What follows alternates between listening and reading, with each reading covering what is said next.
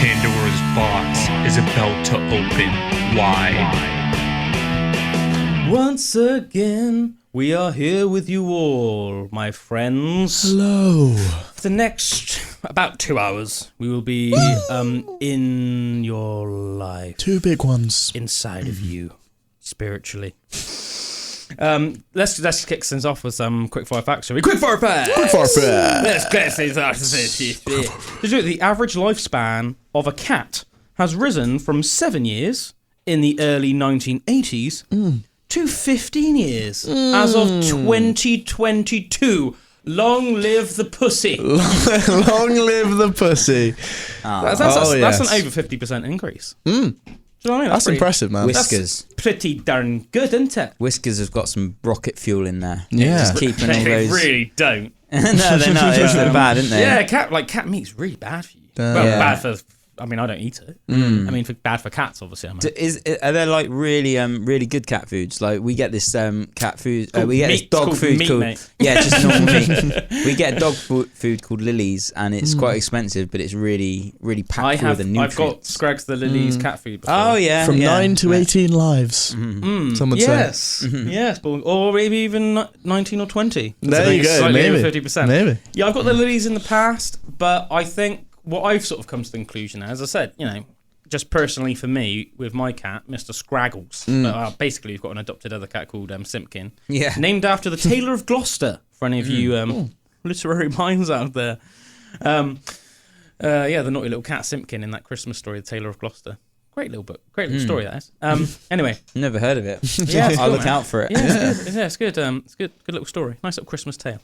But yeah, we just sort of give him leftover meat. Leftover meat and fish and stuff. And then I always put him out biscuits, because apparently that's really good for their teeth and everything, like crunching up all the biscuits, because it simulates them crunching up bones and stuff. Which is really like good natural teeth cleaner. It's a bit like dogs, isn't it? You say like give them a bone. It's like one of the good things about it. It keeps their teeth strong and it cleans their teeth for them, doesn't it? It's a bit like cats. Same thing. So give them always make sure there's biscuits available. But then if there's ever any like leftover like chicken or just whatever meat, lamb, just chuck him scraps of that. And I think how you can't get any better than that, can you? Nice as a cat, man. because that's what they're supposed Free to range. eat, isn't it? Like meat and fish. That's what they're meant to eat. Whereas if you're looking at the ingredients of cat food, it's like, mate, it's pretty shocking, man. Like just like you're a normal, averagely priced supermarket cat food, it'll be like 7. You look in the ingredients, it's like, and obviously it's like chicken flavor, and you look at it and it's like 7% chicken, and the rest of it's like 30 different ingredients. And I'm like, man, like cats are carnivorous, so like strictly carnivorous. They're not like us. They're not omnivorous, where they can like take in all these different foods and like have plant food, and meat and stuff. Like they're strictly carnivorous, which means, basically they can't digest food unless it's meat or fish. And obviously they're lactose intolerant as well, which is why even though they really like milk, you're supposed to get like special cat milk, aren't you, and stuff. If you give them like just cow's milk, it can give them a bit of a bad tummy. Right. Because they can't digest sugars at all. They just haven't evolved the ability to do so. Because like if They've never needed to, I suppose. if you're living off like freaking pigeons and rabbits and rats, then it's like, well, why would you need to digest sugars? I remember when we had a cat, she would just like lick the jelly off of like the sort of cat food and leave the actual stuff. That's a common thing for cats to do. Yeah. When you're saying like what is actually in the fake chicken stuff, kind of makes sense, doesn't it? It's like they know. They know. Yeah. They know that's not. They shouldn't be eating that. Whereas if you give them some if you cook up like a whole say roast chicken, and then you got They some go leftover. to town on that. Yeah. And they love that, like purring, like give them a little bit of leftover salmon or something, then they're loving that, man. Making them grow up all nice and big and strong. Long live the kitty. But yeah, I think that's a nice little fact. Anyway, say my cat Scraggs, he's about, he's got to be 12 or 13 years old, but he's still really strong and healthy. Yeah, he looks really, really healthy. He doesn't look like an old cat. No, he doesn't at all. No. This is another cool little fact. Did you know that squirrels are like the forgotten pollinator of the world? Obviously, people think of pollinators, they think of like bees and even bats. You know that bats are fantastic pollinators? I didn't know that, no. Yeah, bats are great pollinators. But also the common squirrel, the common water vole, Drew's the originator of all life on planet Earth. To Drew is the water vole, as we have ascertained on previous podcasts. Drew's favourite animal and the originator of all life is the water vole. But no, the squirrel. Squirrels. I reckon you could be a squirrel, Drew. Squirrels, quite famously, obviously pick nuts off trees and then bury them. But squirrels forget where they hide most of the nuts that they bury. Most of them. Yeah, apparently most of them. That's nuts. That's fun. And That's according- nuts. And according to ecologists, they are the reason for millions of trees being planted every year because of this reason. Because they're like unwittingly just planting trees. Making acorn trees. That's like a symbiotic side effect, isn't it? I think Yeah. of just the Squirrel Nation. That sounds like it would be like a good name for an album. Symbiotic side effect with Drew on the front. Symbiotic squirrel. And Drew has to like do a music video dressed as a squirrel. I'm game. I'm game. My It is friend. the squirrel. This is a cool little fact. The hardest word to translate to English in the world is a Yagan word. Mate, I don't even know what Yagan is. Yagan. Like, what country is that from? Let's look that up. That sounds tribal. Yagan. It probably is. Let's look that up in a minute. Yagan. I spelled Yaghan. And the word, this is going to be hard to pronounce.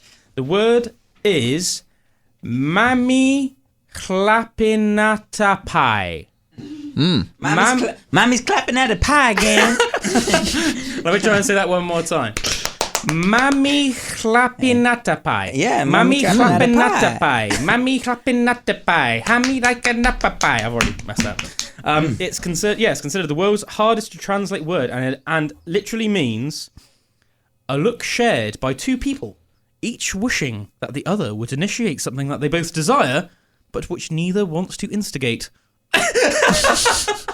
But That's cool. I get that. But yeah, I was going to say, even though that is a hell of a mouthful, like in the translation, we don't have a word for that. But it's something that I think we all know. Yeah, we've all been in that moment. So like, it's a very like I think like when you're in school or something. Should call it throm.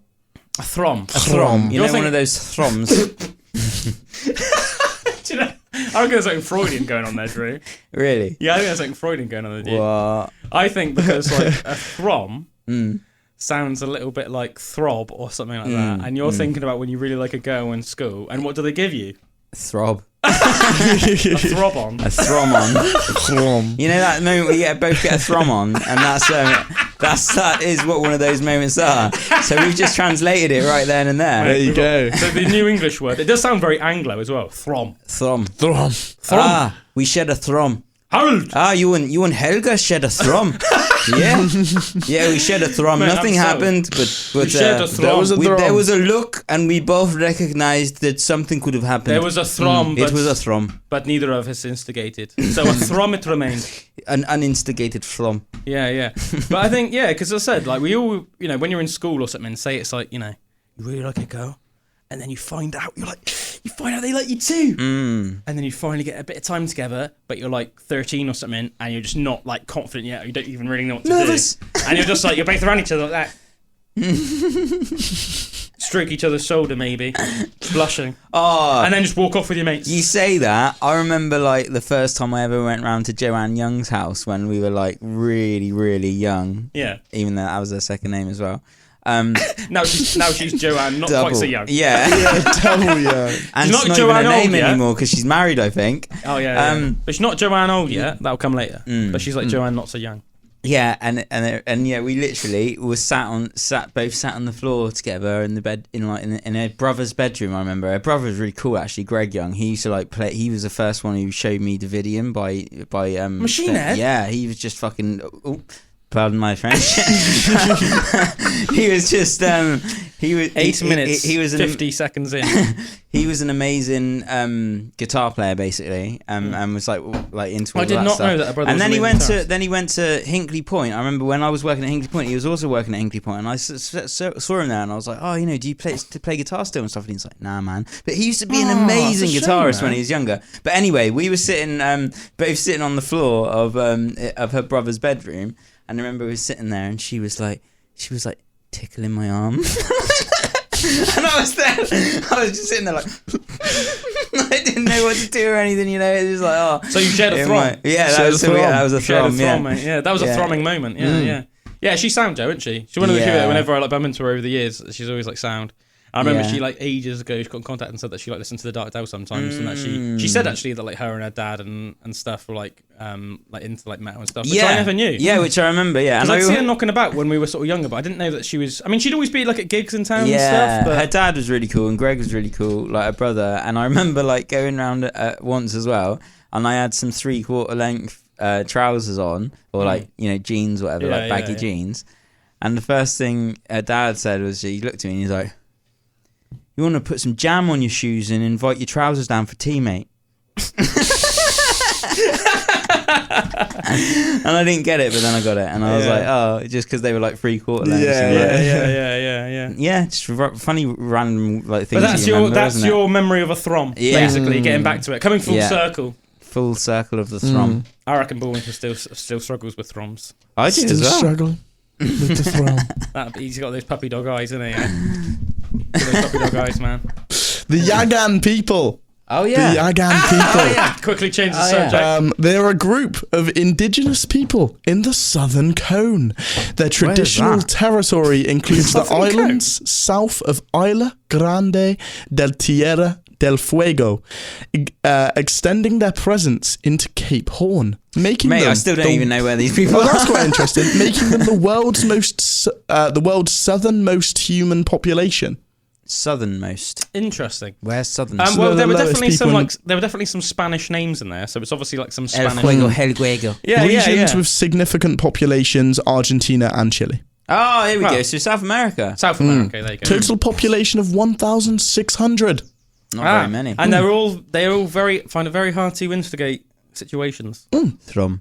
They instigate their throms, as we've called it. Not even the word, but we've just called it. That's our new one, a throm. No, what was it? Mummy been happing the pappy again? It was Mummy been happy the pappy again. It's Mummy happling Mummy being clapping Mummy clapping at a pie. Mummy's clapping at a pie again. Yeah, it's quite very Mummy's hard been word. clapping at a pie again. That's like freaking like that's like 15, 16 letters long or something. That's a lot of letters, dog, for my small brain. You see your mama clapping the pie?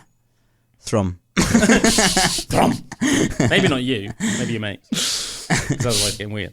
This is another cool quickfire fact, guys. Did you know that if wasps basically will decide, they're quite like who lives or dies? Pretty Bullwinkle is going to die. Pretty much. After they obviously, as a lot of people know, or as pretty much everyone knows, wasps are naturally quite aggressive animals. Obviously, they don't have complex thoughts like we do, but they can decide whether they like or dislike somebody. Right? And apparently, if they've decided that they dislike you, they will excrete chemicals all over your body that you cannot, there's no smell or anything. There's no way of you detecting it, but they excrete chemicals all over your body that triggers a social response in all other wasps, inviting those wasps to be aggressive to you. Wasps hate me, man. Everywhere I go, they hate me. Yeah, I wasn't joking, man. I wasn't joking. It's like fluorescent lights. That burger we had at the river that once. At the lake. At the lake of Destiny. Which I suppose makes sense, because I did get stung about, an hour before that? Yeah, I didn't know if that was by a wasp, but that was some was a weird thing, wasn't it? Some it was almost sort like a of hornet or beast, something. man. There were those weird things flying around, weren't there? Yeah. I reckon it's probably like woods, some weird rare species of wasp. Some killer. It had a big stinger on it, didn't it? And it was like straight. It wasn't barbed like a bee. But I remember they had like bits of red in them and everything. They were man. Left it in my back as well. Oh, nasty bugger. Savage. But see, that is more like a bee though, isn't it? Leaving it in your back. But they were aggressive, dude. They were like flying around us. We were trying to shoot this music video, and they were just flying around us, weren't they? Like being all aggressive and that. And poor Bullwinkle got stung. They must have. They hate me. Yeah, man. You must be. I like the idea that you can get those fluorescent lights in like a room that's all clean, but then you get the fluorescent light out and it shows like stains. Yeah. Like a black light out. If we did that with you, you'd just be covered in like wasp chemicals. Wasp triggering. Oh chemicals. man, I hope not. I hope not. I wonder how long that lasts. The chemicals. Yeah, imagine if it was like one of those mental things. Imagine if it just lasted forever. Yeah. Oh, that'd be savage. It doesn't actually say. Awful. It'd be cool if it did say how long it lasts. I assume it's one of those things that it's like just until wash you like it off. have a shower or something. Yeah.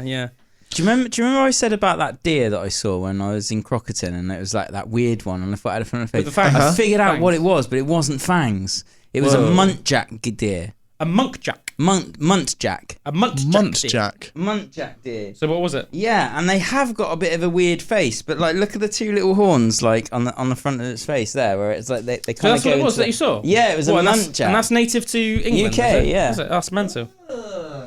That is crazy, my friend. Damn. That is crazy, my friend. Muntjac deer. A muntjac deer, baby. I heard a bit of a crazy story the other day. I'll tell you guys. We can get some more quickfire facts a bit later on, but I mean, this is just a mental story, mate. This is just a crazy... Is this something that happened to you? Or? No. This is something that I heard about, and I thought, this is cray. Right. There was this guy called Neil Oram. Well, Neil Young is the man. Hey man, take a look at my life. I'm a lot like you. Yeah, famously got on a fight with Lynyrd Skynyrd, Neil Young, because he wrote a song called Southern Man. Hey man, took a look at my wife. Don't poke her in the bum. In the song, basically, he was like insinuating that all Southern Americans, because he's Canadian, I think, Neil Young, but he insinuated that all Southern Americans are racist. And Lynyrd Skynyrd took great offence to this. Well, because it's quite bad, and it generalising. And also, you hear about like Southern hospitality and that. Apparently, like, if you go to the southern states in America, they're way more friendly. Like I said, like when I was in Costa Rica and I met those two Texan couple, nice. And they were like the nicest Americans. Mate, like I met the whole time I was there. I picked Texans and people from Louisiana and Tennessee and Georgia over freaking New Yorkers or Californians any day. Personally. But anyway, yeah, he wrote this song basically accusing all Southerners of being racist, and they're all simple, honest Southern boys. Obviously, famously all from Alabama and stuff. Country. So, yeah, from Lynyrd Skynyrd were, and they took real exception to it, and that's why they wrote the song "Sweet Home Alabama," because it's like basically going about how they're real happy to be Southerners and how they're actually proud to be Southerners. And there's even a lyric in the song that is like, "And I hope Neil Young will remember that a Southern man don't need him around anyhow." Sweet home Alabama. Apparently as well, because they were like two of the biggest acts at the time in like the early 70s. Apparently, I can't remember what festival it was. It might have even been Woodstock, guys. They bumped into each other, and the lead singer of Lynyrd Skynyrd, Ronnie Van Zant, was known to be a very like, weared his sort of heart on his sleeve sort of guy. And he apparently went up to Neil Young and like confronted him. Was basically like, I think you're a jack bum. It's like writing that song, like, it's almost like you're trying to be like woke, but at the same time you're discriminating. Like, can you not see the irony and blah blah blah? How do you put down like a whole freaking like, like how many people do you reckon are in the southern states? Like, how many like insanely millions amount? And apparently he got like really aggro with Neil Young, and then Neil Young was just like, I'm sorry. And apparently they were friends after that, but like he sort of like saw the errors of his ways and thought like, actually, that was probably a bit to write a song basically just putting down a whole. Like a whole freaking group of people. Going to annoy quite a lot of people, I can think. Yeah, man. At least it had a happy ending. Yeah, it had a happy ending. They were friends in the end. Yeah, he's still a bit crazy nowadays, though, Neil Young. Isn't he? I always think like with Neil Young, like you separate the art from the artist. They say like I like his music, but he was like freaking crazy, like woke warrior during the whole COVID thing. Was he? Yeah. He was like sprouting loads of stuff about Joe Rogan and that, and do you not remember hearing? I remember that. He left the Spotify platform purely because he wrote a letter. Was that Neil Young? He wrote a letter to Spotify, like an open letter, and said that Spotify had to choose between Neil Young and Joe Rogan. And Bye, Neil Young. Yeah, and and also I thought this was really freaking. I also thought it was really egotistical. Should have learned his lesson with Ronnie Van Zant, man. Also, you need to stop freaking starting fights with people that are way harder than you. Fucking Joe Rogan confronting him next to a spinning wheel, kick his face off.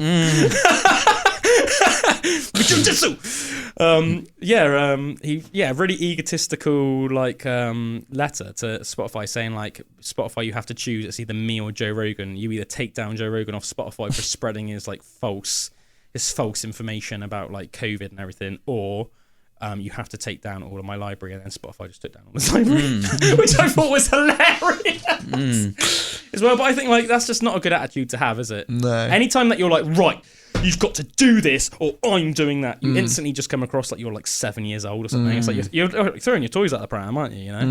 Trying to blackmail. Yeah, and at the end of the day, like, how old's freaking Neil Young now? Like, is he like, what, 70s at least? Probably like 8. Like, do you know what I mean? It's like, mate, surely you should be old enough not to be having these like silly like essentially like public tantrums and stuff, you know? I think as you get older, sometimes you can get more ingrained in your ways rather than more open-minded. Do you know what I mean? Like people get like so like, you know. I do find it weird though when you see people that are like old enough, say the age that we're at now, you know, like when you're in your 30s and you come across people that are like old enough to be like your parents, but if they come across as like really like unwise or petulant, you think, man, what have you been doing all these years? Have you not freaking like learned? Like, yeah, you know? It's weird. You know, like have you not learned? Yeah, I do actually think like your life can get worse as you get older, rather than like better. your attitude, you mean? Or, yeah, and like and just like I think if some people go on a certain path, or you know, you can have been better off before and you get worse rather than get better. And it's like one of my biggest fears is like, you know, actually rather than like learning from the things that you learn as you're getting older, you actually like almost like deteriorate and go a bit backwards with certain things. I can imagine you see almost, people doing it. It's almost like people feel they have the right once they've hit a certain amount of years to almost be like, I've deserved my views and I'm just going to stick by them from now, rather than, like you say, still be open-minded to stuff. Yeah, man. I just think, like, I guess it's easy as well. If you're someone like Neil Young, let's face it, he's probably one of the most successful musicians of all time. Like, who doesn't love, like, things like, you know, Harvest Moon and, like, is it called Old Man? Yeah, that, you know, Old Man, take a look at my life. That's a real famous song. And, yeah, Harvest Moon's a beautiful song. I can say that I know him, but I'm not really, like, a big fan or you know, like, as in, like... You wouldn't go out of your way to listen to it. You know, Harvest Moon's that's one that's like, step a little bit closer, do-do-do-do-do. Hear what I have to say. Do do do do do. I can't say I do. What I do probably, but do do do do do do. Because I'm still in love with you. I wanna hold you. Oh yeah. These lyrics might be wrong, everyone. Because I'm still in love with you. Honest Harvest Moon. Yeah, that's a nice song, but yeah, I he's one of those guys. Like, yeah, do I think his music's good? Yeah. Would I want to go for a beer with him? Probably not. I mean, you know, I'd much rather go for a beer with Brock Lesnar, just to bring Brock Lesnar into it, just completely randomly. You know, me or him. Yeah, man. Right, it's Brock or it's Neil. Fucking going with Brock, man. Brock all the way. Yeah, Neil Young definitely wouldn't like Brock Lesnar either, I don't think. Anyway, do you know what? How the hell did I get from like talking about that Neil Oram guy to this anyway? So Neil Oram, let me just give you a little bit of background about Neil Oram. Because he's not like a name, obviously, that people commonly know nowadays. But Neil Oram was born in Torquay, Devon, January the 2nd, 1938. Very impressive man in his own right. He's a British... he's still alive today, I think. 85 years old. He's a British musician, poet, artist, and playwright. I think the thing he made the most of a career from was being a playwright. But I mean, I think, you know, we can all appreciate that very artistic guy. To be a musician, a poet, an artist, and a playwright. Yeah. Basically, a very well-roundedly creative don, a creative force. Very, very well accomplished, made a massive living. I think he's one of those guys that, like, in the 70s and 80s, he would have been a lot more famous to the general public. I'm sure if any of our, like, you know, slightly older listeners, like people that are a couple of, you know, 50s and 60s, might know who he is, Neil Oram. But the thing I find fascinating about him is this weird story he has, and it's was a shared experience. It wasn't just him, and it was an experience that he had with this actress called Maria Mustaka, which sounds like it should be like some really nice Turkish dish or something. Not to be confused with Moussaka.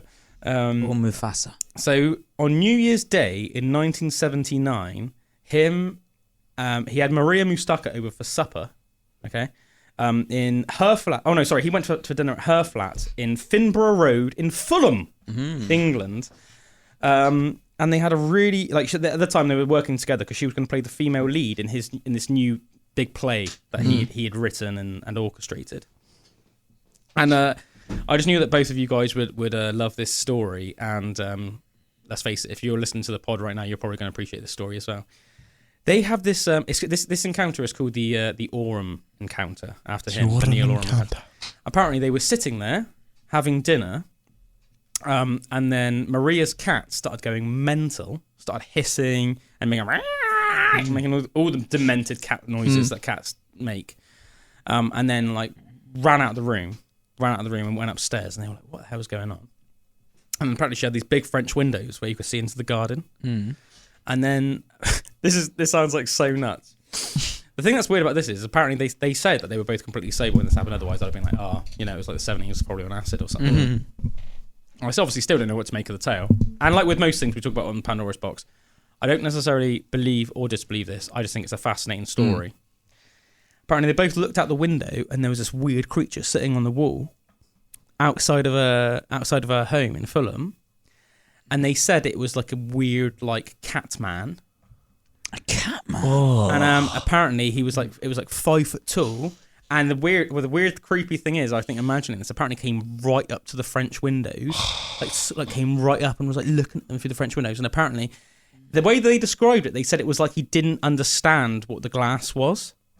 And apparently he almost like walked into the glass and then was putting his like pawry hands on the glass, like, almost like he was confused, and was like looking at them. And apparently it was like 5 foot tall, looked like a complete cross between a cat and a man, was covered in like black fur, and apparently this interaction went on for like several minutes. Several minutes? They both were like frozen. Apparently the Maria was so terrified that she passed out completely cold. What?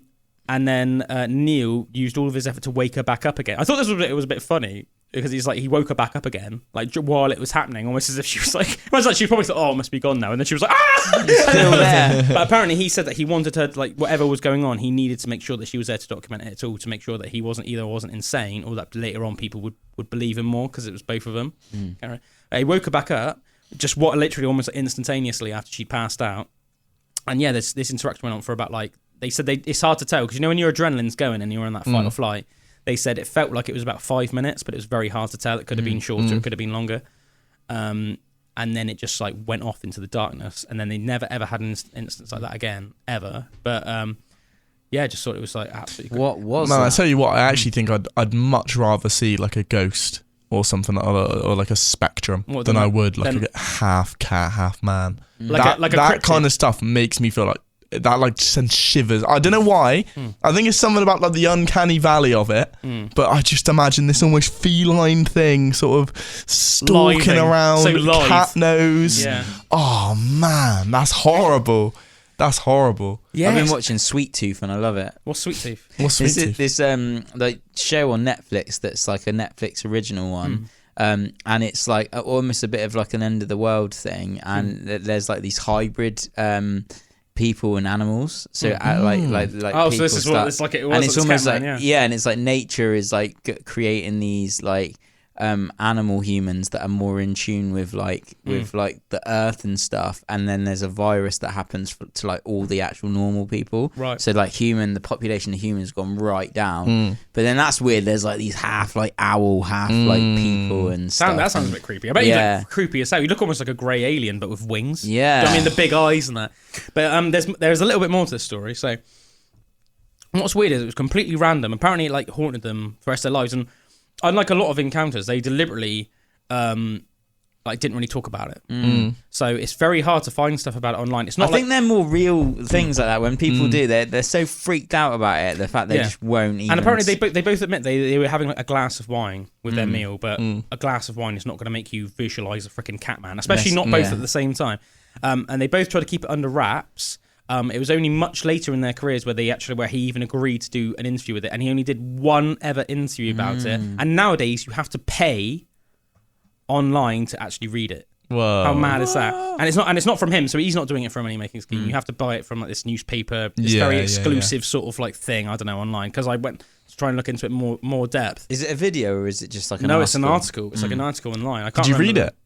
No, I didn't pay for it. I heard the story on YouTube. Right. And I guess the guy must have paid for it. The guy that did it must have found and paid for it, because you could, it gives you like a little bit of a glimpse. So I could read the first paragraph, and it was like basically the first paragraph, like what the guy said in the video. So I was like, okay, cool. So this guy's almost like done the work for us. But they never really wanted to talk about it. They both shared complete experience. It was between two people. And there's another thing that's really interesting about it. Apparently, in a lot of UFO encounters, afterwards, I can't remember what the phenomenon's called. There's a name for this phenomenon that occurs after people have close encounters of the third kind. I'm pretty sure it's third kind when people see actually beings, isn't it? I think first kind is something like seeing something, isn't it? Second, close encounter of the second time is I can't remember. I'm pretty sure the third kind, close encounter of the third kind, is when you actually see a being. It is, yeah. Anyway, First might be a craft, second might be a being, third might be communicating with a oh, being. I think that's right. I think you're right, mate. Yeah. Maybe. I don't know. One and fourth is like full-on abduction. Our UFO expert here corresponded with our UFO. Dear we, our resident, mushroom, our UFOs told Bitcoin, me. alien expert. Aliens, mushrooms, Bitcoin, guitars, specialist over here. There's this phenomena that people describe, and apparently it happens in pretty much all close encounters of the third kinds, where people say after they've had an experience that the world around them goes strangely and deafeningly quiet, as if all nature and all electric, like anything, like static, normal sounds of the world, whether it's little hums, birds, anything, it's just silent. And apparently the world becomes deathly silent. And apparently they described that. They said another weird thing that they said happened in the story is they said the world around us went deafeningly quiet for about 5 minutes, and then it's sort of like then suddenly the normal background noises of life then suddenly kicked in again. But which makes you think, was it a UFO experience? That's like, that crazy thing that happened to me. I was on acid at the time, but like the most kind of crazy experience I've ever had in my life, like the most like when I think of like a spiritual experience, like where you can't explain something but you feel something that's way beyond yourself. There's only one time ever in my life, no matter what I've done, where that's ever happened, and when that happened, I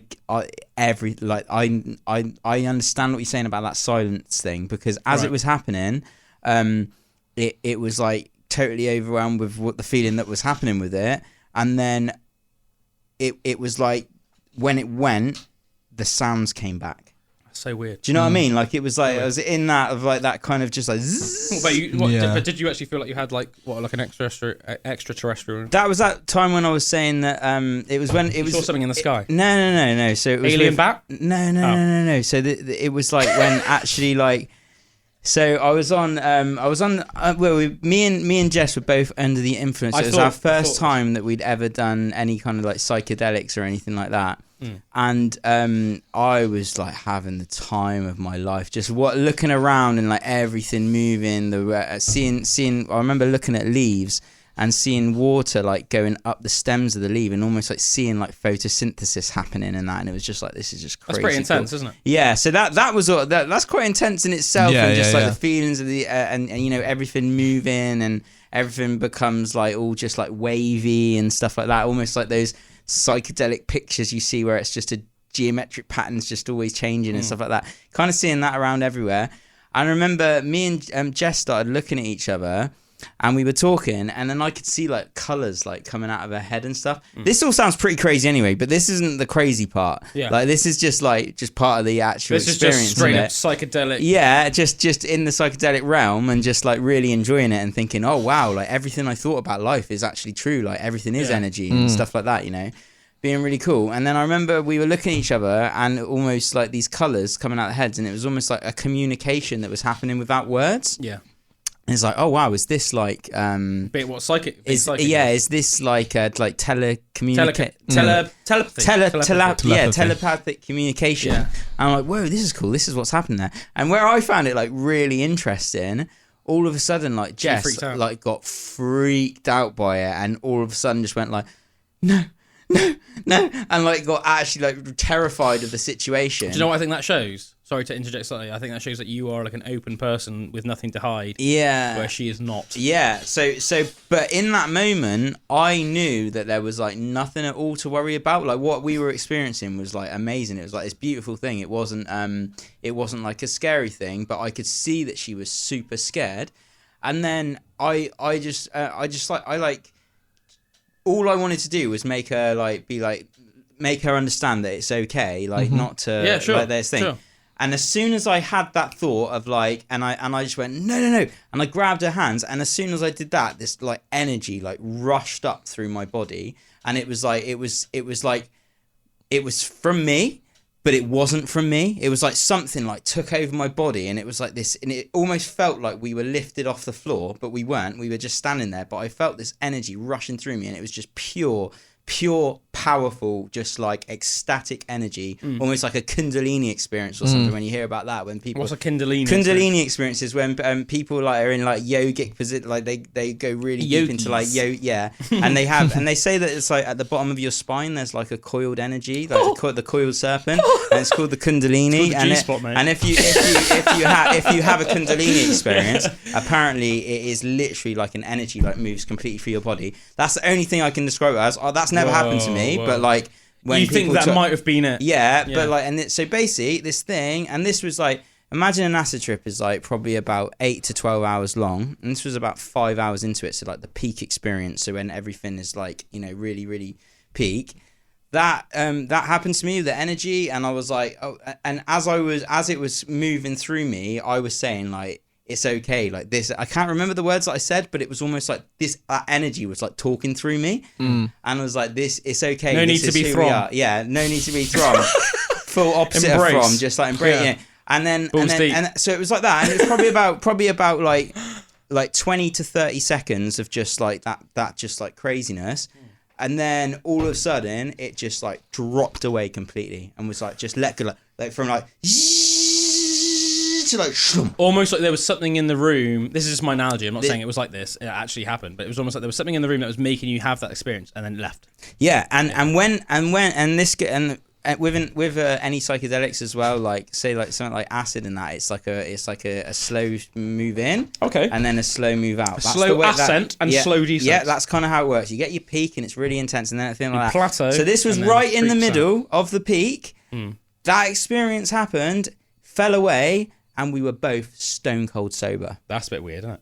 Like we were both went from peak experience to that thing when it was just me trying to like basically make her feel alright, and it was almost like that act of like the way I look at back at it now, it was almost like for me it was like a miracle, and it was like I was being selfless in the act of like I want this person to be alright. So this thing happened, whatever it was, that is like I say, is the most spiritual experience I've ever had in my life, because like it's something that I can't explain. It's something that I've tried to get back to. It's something that I don't know what it was. Because it's the only time you've ever done psychedelics where you've like suddenly been in the mate. I've travelled through different cities and dimensions of geometry in psychedelic experiences. Like, but hilarious thing to but say. you know, but nothing, everything. My friend, I have travelled through space and time, but never once I encountered such an instance. Seriously, this is something that I can't explain. That felt like it was beyond me, but felt like it was through me. Felt like it was pure, like a pure, like divine, like energy or something that I cannot explain. That was almost a miracle. It wasn't like I asked for it to happen. It was like, okay, this person like cares about this other person, like so like do you know what I mean? So okay, I'm gonna help you out. It was almost a little like handout from the universe to like get us out of a tough situation, because it was like the first time we've ever done it as well. So it was like, do you know what I mean? Like a bit. I remember you explaining it for the first time to me, and that's the word you used was divine, and I thought that was like a real good example and when it of stopped, when it's like when it all just went, and when you said about the kind of like sound of nothing, and then here deafening silence. So it was almost like that deafening silence when that was happening. But then when it dropped away, like instantly, I could all of a sudden just hear the sounds of the birds and stuff like that, and I just went, that was an act of God. And that was my first words that I said. And mate, that's probably like how religion started. Yeah. Do you know what I mean? Experiences like that, though. I think obviously like people an ecstatic experience that you cannot explain. And I've done like, I wanted to get back to that. So in my experiences after that, you were chasing the dragon. Yeah. I've wanted to like, because I couldn't explain it, but it was amazing. It was just like, what the, you know, something like you climaxed, connected to this thing that's way beyond your power that you've ever felt in your own life. You felt like you'd almost been given like a gift or something. Like, like this you'd found this crazy moment. That after that is when I had like a bad trip, because like it's like I was almost trying to get that back, and it was almost like the universe being like, nah, if you go searching for this, we're going to take you to some dark places, like, because it's not something that you can just go back to at will when you want. Like, you know, that was like you have to earn it. Yeah, and it was like, it's like a pump, and it's like and the best pump you've ever had in your life, man. And like doing it from a pure, genuine place of wanting to help someone else. That's almost like where I think miracles are. When you hear about people being able to lift cars and stuff like that, when their like loved ones are in danger. Normal mums that don't even work out. For me, that's like flipping cars, you know, maybe there was like the universe was like moving through him to help him through that situation. That was your moment this, like, of flipping a car. Power. Yeah, it was like flipping a car, but not just saving someone from a really bad trip because I knew that everything was all right. You know, flips their conscious, mate. So crazy, and that was a shared experience as well. So like, obviously, she felt something happened. Yeah, your story. Yeah, it's like pretty mad, but that does sound nuts, dude. Yeah, where I say. With all, you know, and I'm very into like lots of crazy stuff, and that is by hands down the most like spiritual experience I've ever had in my life, compared to doing anything. And it was something, like I say, like beyond me, but moving through me, and it was like so weird. Yeah, that's nuts, man. I mean, I don't even know what to make of that, but I think it's really interesting, as you said, how you almost afterwards you were trying to recreate that, and as you said, it was almost like, you know, if you're like gifted something. And then it's almost like you should never almost like expect it or search it out. It's like the fact that you were given it in the first place is such almost like a blessing, rather than almost then treating that as like, well, okay, well, I want that all the time now. Yeah, something like that. I don't think I'll ever experience something like that in my whole life again. Like, do you know what I mean? You probably don't need to, my friend. No. The lesson and the gift or whatever thing you took away from it was that was all you needed, bro. Yeah, but I think that, you know, experiences where people like. It like, you know, shakes you to the core of like, whoa, like life is way more crazy than like than you've ever thought. Like, I think that's my experience of that. Like, you know, yeah, man, it's pretty nuts, isn't it? Yeah, full nut bar. Yeah, it's crazy, man. A godly experience. I'm just sort of trying to like take that all in a minute, you know. Just trying to like, you know, mate, I've been trying to take it in for like years now. Like, I always wonder about it, and like even like you know. Thinking like, will I ever know what that was? Like, will I ever like know? Like, was it like a guide? Or do you know what I mean? Like, it makes you don't think of this weird stuff. Did your brain just create that, or was it some other being? Whether it be like some divine entity, or was it a part like of myself, or like a freaking alien or something? Yeah. Like, was it this? Oh yeah, man. Imagine if you looked in the corner as a weird little cat man. Don't do that, mate. That'd creep you out. It was definitely a good. It was like an overwhelming, but you know, like I knew from the core of my being that whatever that was like purely good. Yeah, it was as well. Do you know what I think's interesting as well? And it just goes to show perspective, doesn't it? It was when I was listening to that thing about the Oram Entity, as its name. Because the thing is as well, right? Obviously, the UK has a massive history of cryptids and myth and legends, like far more than most people would know. Obviously, we've got like, you know, this where dwarves originate from. I think Scandinavia as well, actually, maybe. But dwarves are a very British thing. I'm pretty sure. Like, I'm pretty sure that did you know that the capital city of the dwarves is officially some place in Scotland, for example, in like British folklore. And they people all used to believe that. I was like, yeah, that's legit. Like, there's this freaking cave in Scotland, and I can't remember the name of it, and that's like the capital city in the world of the dwarves. Yeah, we've got like Willow the Wisp. We've got so many creatures. I'm put on the spot now. It's hard for me to think, but there's the like Exmoor there's beast. There's so many. There's so many creatures. There's like little mischievous entities. Some of them are evil. Some of them are good. There's like supposedly like like other like giants and stuff in Scotland and all these different beings and stuff. But anyway, not really any of like humanoid cat figures though, which I thought was fascinating. But one of the things I did think was really intriguing. As I said, apparently this lady, Maria Muscava or whatever her name was, can't remember now. What she took away from the experience was like pure terror. Yeah. And one of the things that was quite interesting was they were saying about how like cats react.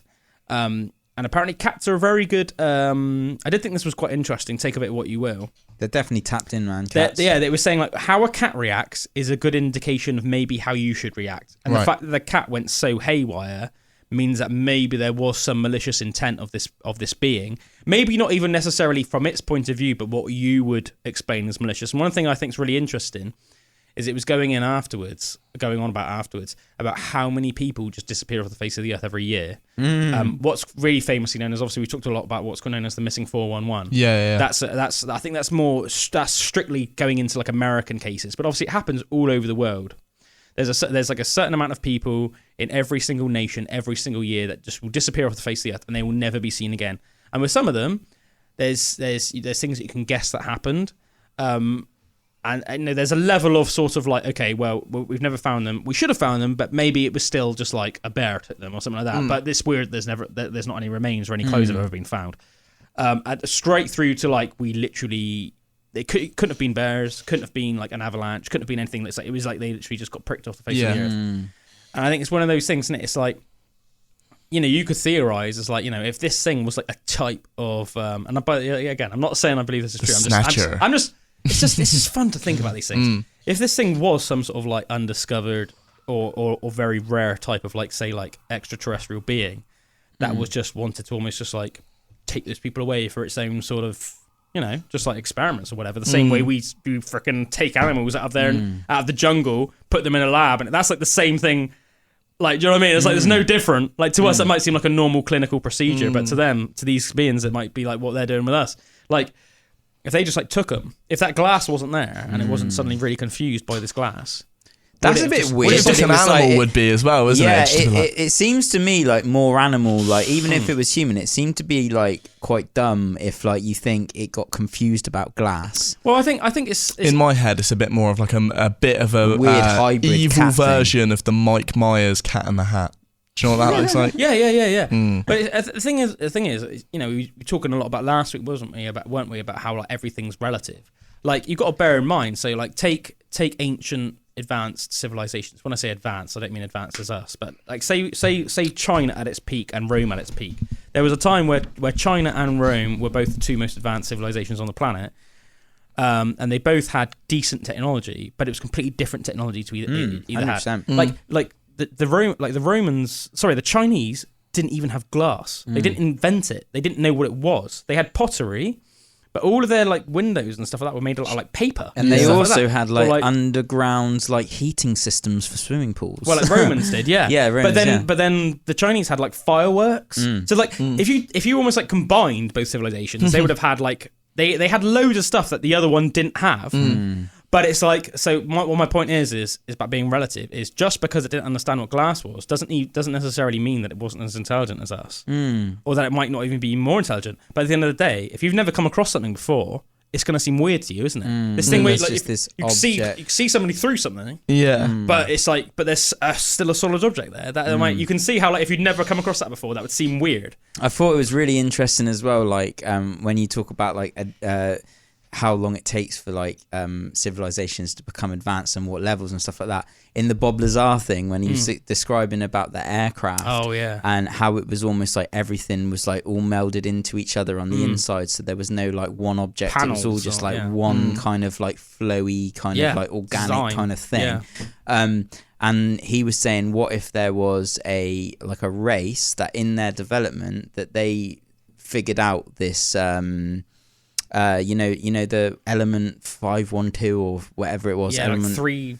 I was going to say 316, but I think that's just because of Stone Cold Steve Austin. Yeah, whatever that element was, which was proved to be real like after like years later and stuff. But he was saying, what if there was like a race that kind of discovered that element and how you could use it, but like say before they were as advanced in civilization as we are technically and stuff, so they could still traverse the worlds, but they were at like a lower state of like development in their civilization with just like technology and how that technology would look different. It would be more like you know, ingrained like in like natural there's not like a set stuff. Path of like progression. No, I mean, it makes sense if you had access to something which could progress you I suppose further in a way. That doesn't necessarily mean you would have access to stuff that would progress you in the same way we've progressed. No, so almost like we could have progressed more like on ground level, but like not figured out like how they to might do not. that. You know how like we have like the combustion engine. Well, they might have just skipped like right past that and gone to full gravitational. They might like, have never even realised that you could like create a combustion engine. They might have not even like entered their thoughts. They went on a completely different path. And that really intrigued me to think that you could be like a lower civilization than us, but still have interplanetary travel. Do you know what I do think is interesting with a lot of like sightings, and it sort of ties into the feline, the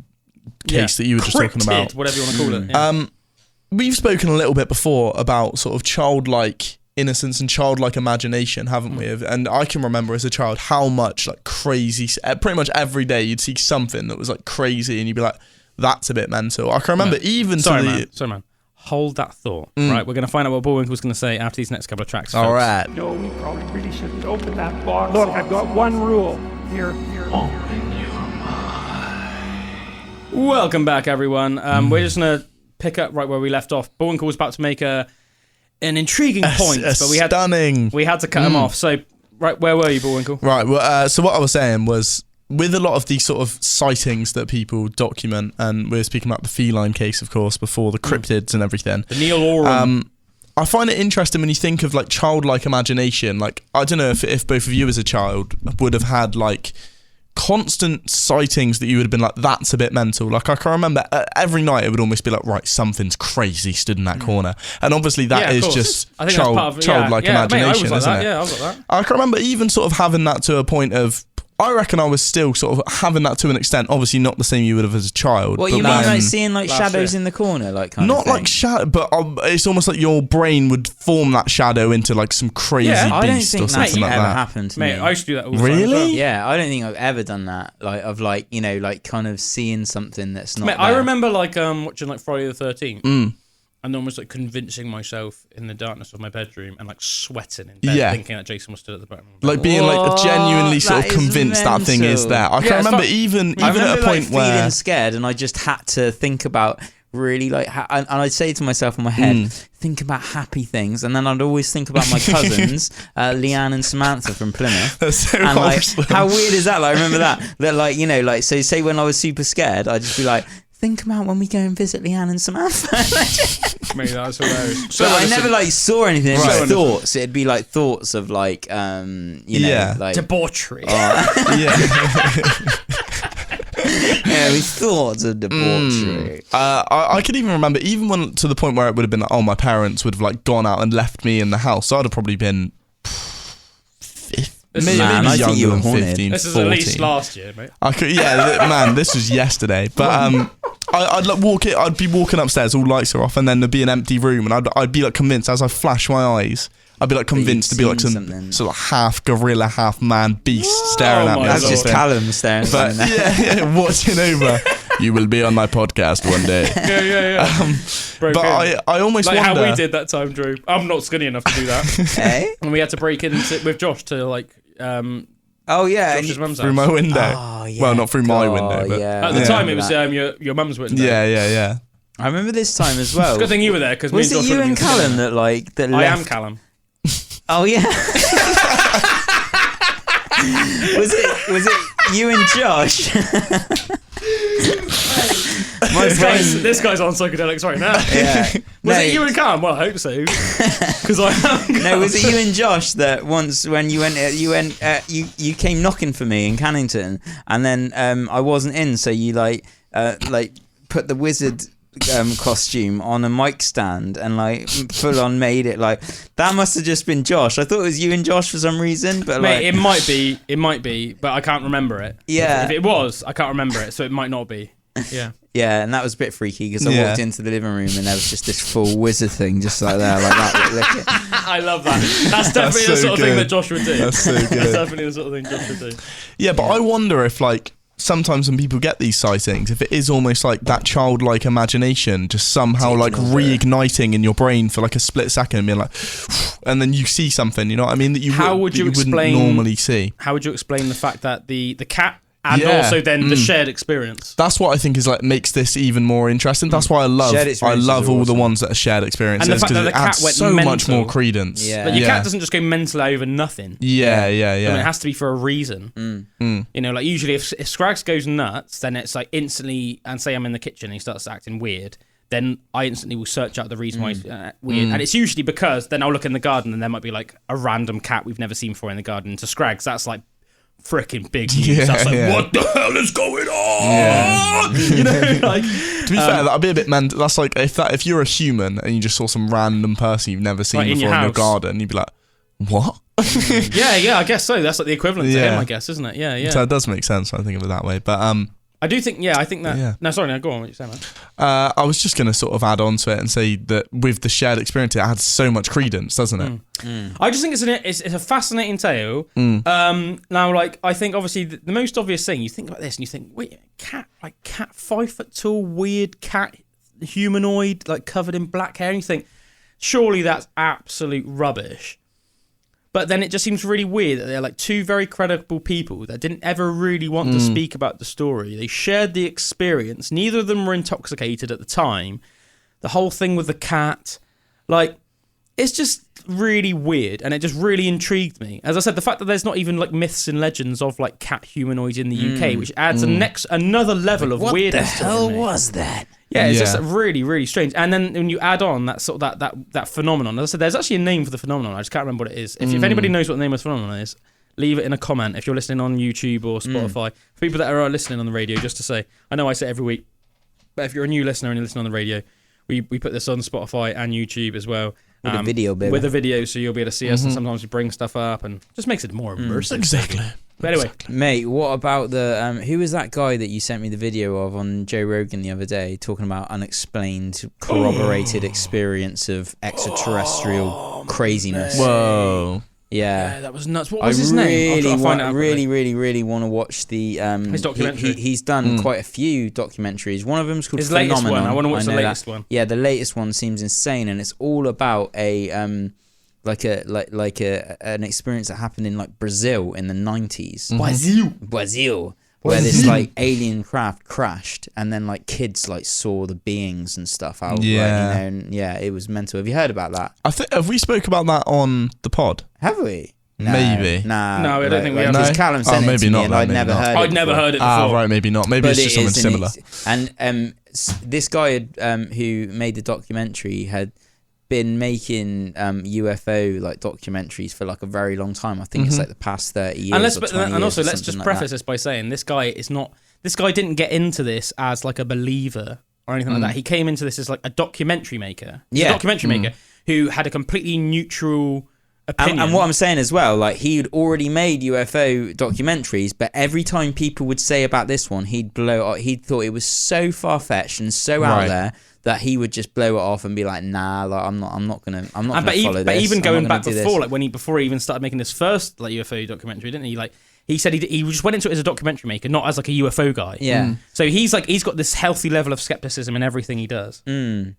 Yeah, and it seemed crazy. And then he was like explaining how someone that he really respected within the field was saying you should really look into this, and it was almost like, I'll help you if you look into this. And he's like, I don't know why he's bringing that Brazil thing again. I'm not gonna do that. But then he went to Brazil and he started talking to the families and started talking to the people, and it was like insane, like the amount of evidence and the amount of like testimonies from the families and everything like that. It just seemed like really crazy, but it was super covered up. But it sounded mental, and what they think happened was like there was this crazy storm. And if there was like a UFO that was like kind of like almost like caught up in just this weird moment of where like lightning like hit the ship or something, right, and went down, and these weird little beings James like, Fox came out. James Fox, yeah, and they were saying that these like Brazilian kids like saw it and went up to it and things like that, and then this one guy had one of them in his car, and he was like taking it to the hospital. What, one of the aliens? So this is a bit like, this is like next level, because there's so many different people involved in the story. So this thing got caught in an electrical storm, got brought down. All these kids saw it. These Brazilian kids saw it. You know, to this day, we'll say, but apparently they say, don't they, that people have came to them, like basically like Brazilian military and government officials come to them and say like, don't talk about this, right? But a lot of them still do, because they just like want to get the truth. It's just their truth. Anyway, the Brazilian military like put this thing in its car and was like driving it to this facility, wasn't it? I think it was just like a hospital. Yeah, hospital. Like they went into two hospitals. I think one of them didn't like they. I think it was a couple. They couldn't do it at one, and they went to another one. But the being was dead, wasn't it? No, there was I think that one was dead. But there was like 4 or 5 beings like total, and one of them was like alive. And they were saying that, and the kids were saying that it had this like almost like telepathic communication, where it was just like saying like, please help me, I'm like helpless and stuff. Crashed. And there was like this smell, apparently the most acrid, disgusting smell that you could ever imagine in your life. The one that went into the hospital, the one that was dead in a body bag. Yeah. they couldn't get apparently- the smell out of the hospital for like months. Yeah, and that was like with Yeah. all the windows open, they were bleaching everything, doing everything that you could possibly do to get rid of the smell. And these are obviously, let's face it, hospitals have dead bodies, fecal matter in them all the time, so they're used to dealing with bad smells. They just said that they couldn't and it would get in your nostrils and you couldn't get it out. And your apparently it was like nostrils, bleach in nothing, your nostrils and just you'd ever smell. Like it was like this otherworldly smell. Wouldn't you know? Like to describe it even as bad didn't even really explain it because it was like it wasn't even necessarily it was bad. It was just a strong, overwhelming, otherworldly smell that just like overwhelmed your senses like everywhere. So, did they describe what these aliens look like? I can't remember. Did they? Yeah, from the pod, I can't remember so much, but I know that the doctor. But what he's basically saying is there must be videos. There must be like it's still an open case. So he was basically calling out on the pod for like people to come forward who because there was an American like plane came in with no authority from the Brazilian government. Flew in to this place, like collected one or whatever, and then like flew off again. Or, yeah, like, didn't they like come in and then the Brazilian military were like, what are you doing here? And then some like high up Brazilian government official were like, it's okay, let them take it. Well, yeah, like they would obviously work together. But where the story goes cold is where the Americans like took it away. Basically, they came in. What was it they said? So that he was calling out for the American, anyone who was involved in this side, like Mussing, and like also the doctors with but when it was X-rayed, like he wasn't allowed to open the bag, so he did the X-rays through the black bag that it was still closed, so he didn't actually see it and stuff. Yeah, that was like. But then there was another like some doctors where they were left alone in the room with it for like however long. So they. You know, saw it. He thinks that they saw it and stuff, but it seems mental. Loads of people have like. That sounds mental. What was it as well? Wasn't it like? Didn't somebody get like savage like radiation poisoning from? Someone got really sick. Yeah, somebody that like handled one of the bodies that like had seemed to have died or was extremely injured. Like from touching it, they got like. It was a horrible rash and stuff. They like got really ill, just from being in close proximity. To which I suppose would make sense. I mean, we talk about people coming from. Imagine back in the past, people going from different countries, like people bringing over to America illnesses and stuff. They think that's what pretty much wiped out the majority of the South American population. Yeah, and exactly. That's why the Amazon like rainforest like swallowed up all those civilizations. It's just European disease. Yeah, crazy. So imagine a space disease. That's like on another level. Next level, mate. Yeah. What to them is like even for a common them. cold. Yeah. Plus it's like freaking. Oh, the other way round, like you know, like them just being in contact with our bacteria. That's it a must bit like just, the movie like, Signs, mess them isn't up. it? You know, you know that movie Signs. That's a really good movie. Actually, have you seen Signs? Haven't seen it. Dude, No. Watch Signs. Signs. Honestly, it's a really an alien movie. It's a really good alien movie. Yeah, it's got Mel Gibson in it. But it's basically. Oh no, I won't give away the internet.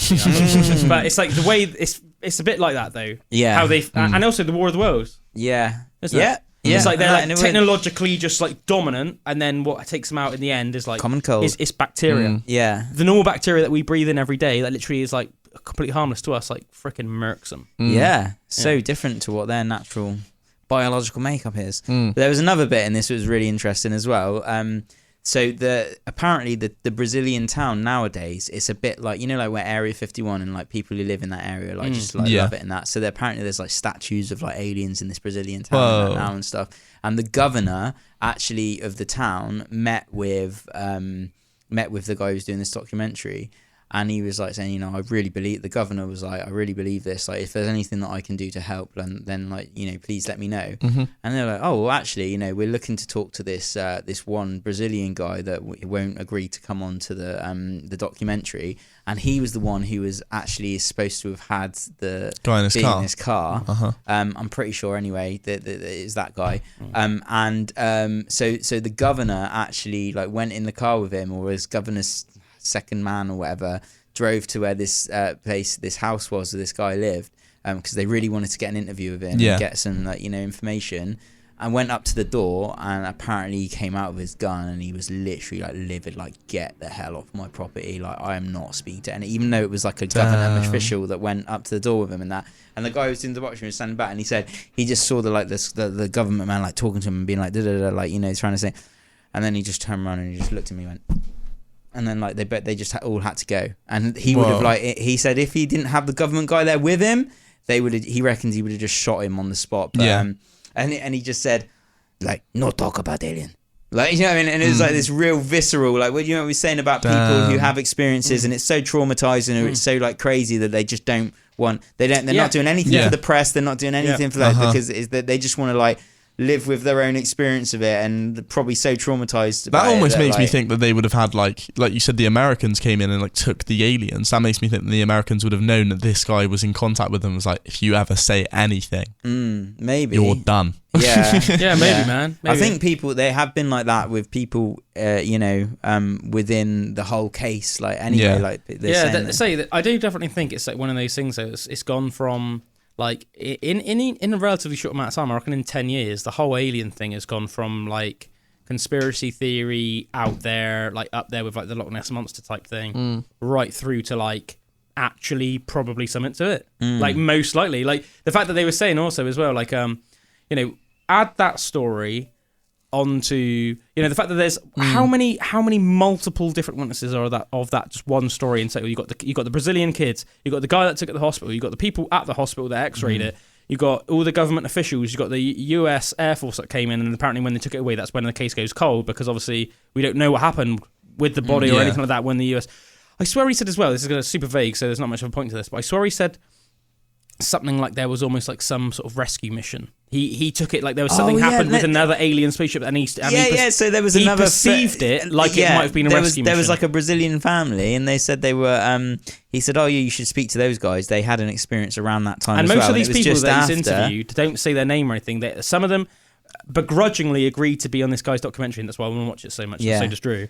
But you know, you don't see them in documentary. I don't think this bit made the documentary, which is with the recovery mission that you're saying. But he was talking said some about of them were like crying, the podcast. Didn't he? He said some of them were like crying and really upset. Well, there's this apparently that one part in the documentary that's very, and it was what Joe Rogan said was his favourite part of the documentary was where this one guy gets taken back to the site where this thing happened, whatever it was, and he just like burst into tears and was just like totally emotionally overwhelmed with the experience because he hadn't been back there for 25 years. And it's like, and they said like he must have been either like the best actor in the world or he had a real experience there. That's like straight up like Christian Bale level acting. But the family was like he met, and he said he had an interview with him and that, but it didn't actually make the documentary. Was they saw like a day after or a couple of days after or something, they saw this thing come down like at the place where it happened, and like was almost like scanning the area, and just like looking for like almost debris. And then James like Fox says it's purely his theory, but he said that he saw it as like, you know, like a rescue mission. Like, you know, it's like let's face it, if say Vietnam, just say Vietnam for example, if the American government knew that like an American helicopter went down, and they would scan the area for survivors. They would send another vessel there, where you know, like another helicopter there as soon as possible, scan the area for survivors to try and pick them up. Wouldn't it? Definitely. It's just what you would do. It's just what you would do. I think another really interesting thing in that James Fox said was, you know, and I completely agree with him because I think the same thing. But he was going on about how people need to start revisiting Roswell and take that more seriously again, because that's almost become this like silly, even for people that are interested in UFOs. Roswell, like, quite a gimmicky. Everyone nowadays says it's like this. It's like almost like a joke UFO story, and it was like clearly a weather balloon. But he said, if you revisit it, and he said looked into it as much as he had, he says something freaking weird went on in Roswell. He said, literally, when it happened, on the day that it happened, he said the American Air Force, which were like, you know, one of, if not the most advanced Air Force on the planet, you know, with some of the greatest pilots in the world that had access to the best technological aviation equipment on the planet at the time, they were the ones that initially identified and found this object. And said, this is something out of this world. This technology is like not of man-made. This is like something from out of this world. And within 24 hours, they radically changed their story and said, no, it was a weather balloon. Like that alone is really freaking weird. Yeah. That like screams of then some higher up coming up to them and going, gentlemen, y'all need to be quiet now. Yeah, you need to be quiet. You need to change your official story. As far as the general public is aware, this is a weather balloon that was like shot down or whatever.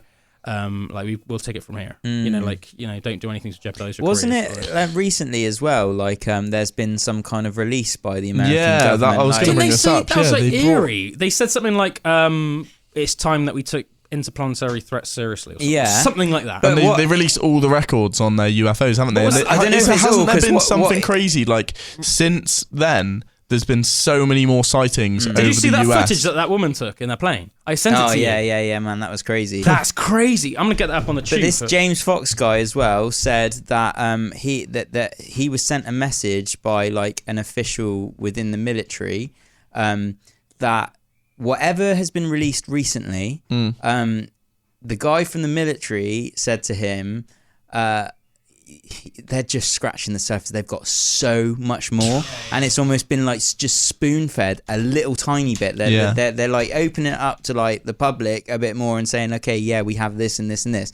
And yeah, like you said, all of the things have been revealed, but definitely not. They're a little. He says there's like videos and just all this crazy stuff, you know? And they've just scratched the surface of it. That's crazy. Yeah. The one that you were talking about, that Brazil encounter, I think the one that it reminded me of was the Zimbabwe one that I was with the school talking to you about with the school children, where there was like talks about that multiple different school children that all saw this UFO come down, had the same I was wondering experience. if it was that one that you were telling us about. Yeah, that's what it was reminding me of, because they all had the same experience.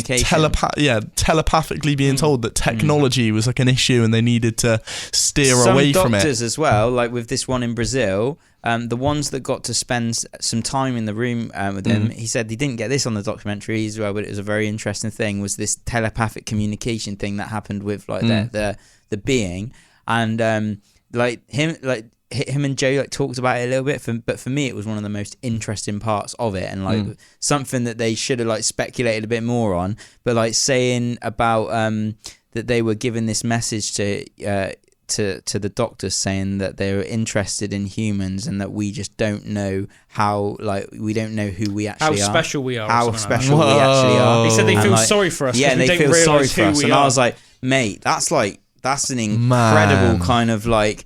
Rather than Don't give me chills. That's cool.